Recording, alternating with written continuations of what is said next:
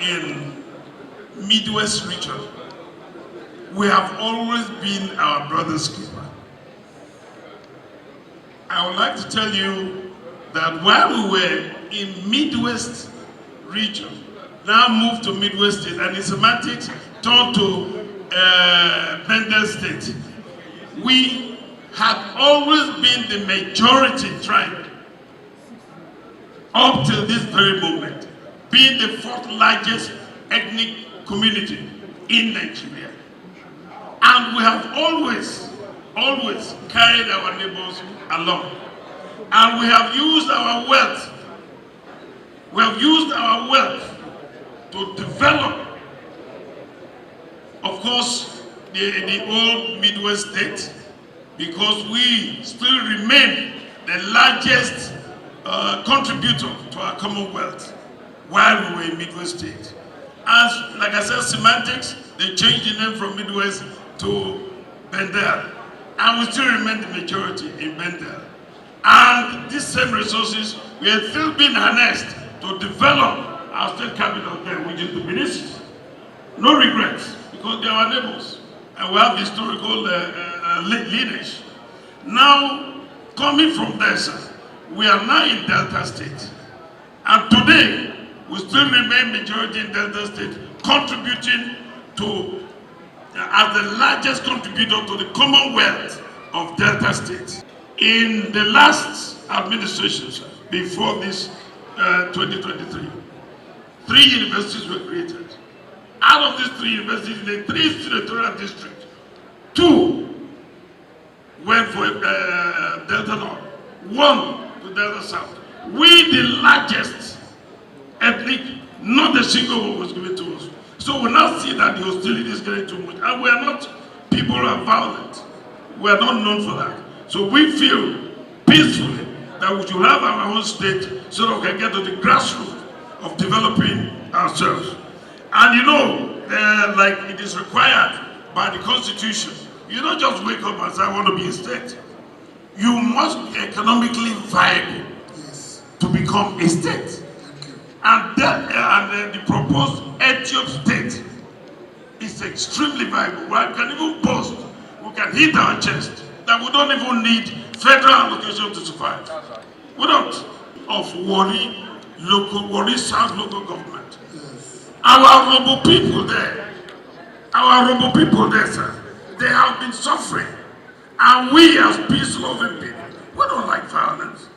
We have tolerated that, but gladly, the Supreme Court has come up with a ruling.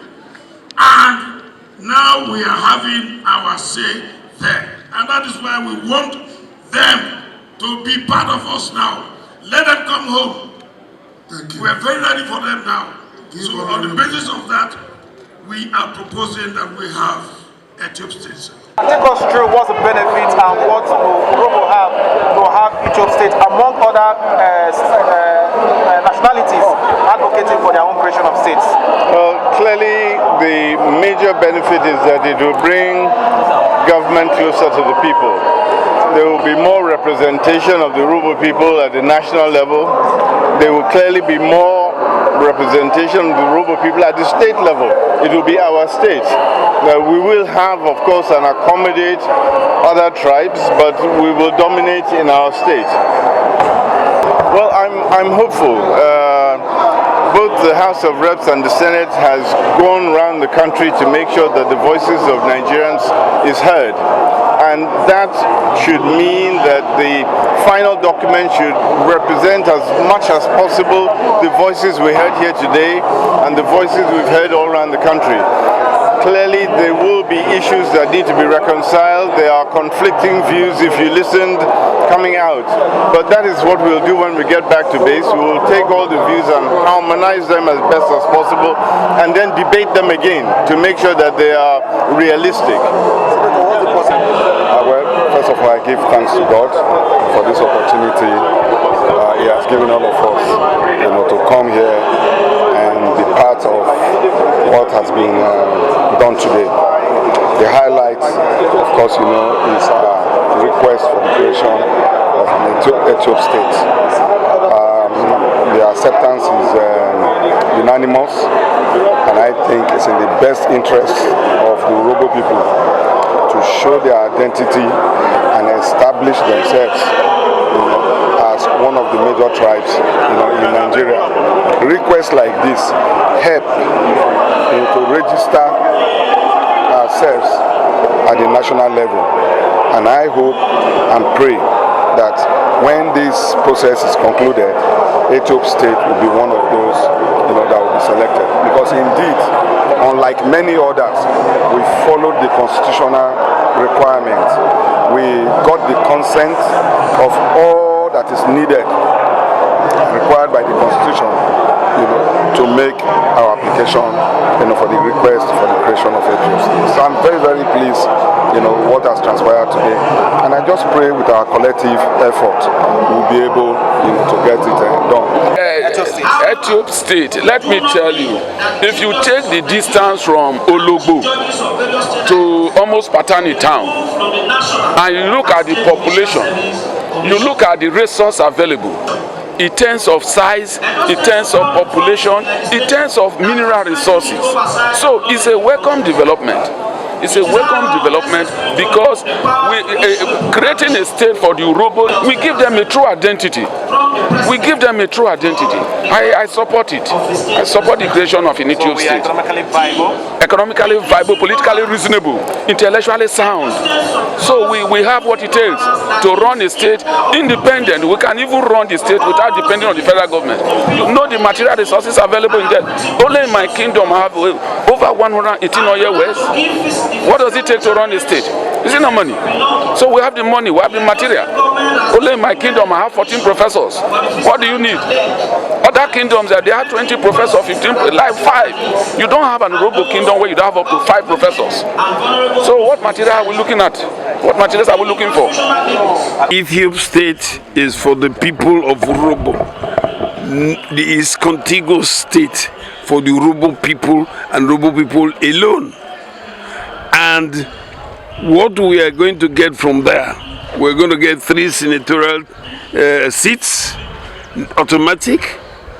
We have 9 House of Representatives seats, automatic. 1 ministerial slot, minimum, automatic. 1 ambassadorial slot, minimum, automatic.